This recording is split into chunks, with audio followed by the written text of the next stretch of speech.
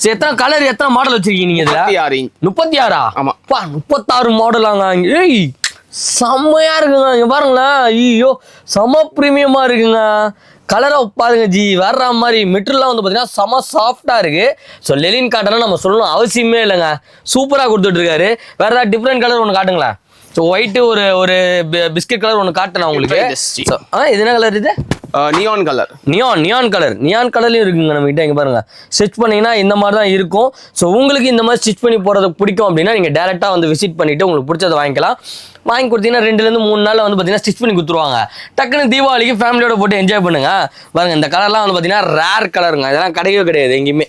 So இந்த மாதிரி கலர்லாம் நீங்கள் ட்ரையே பண்ணலன்னா மெட்டீரியல் ட்ரை பண்ணுங்கள். ரெடிமேடில் ட்ரை பண்ணுறதுக்கு பதிலாக மெட்டீரியல் ட்ரை பண்ணி பாருங்கள். எவ்வளோ சூப்பராக இருக்கு பாருங்க.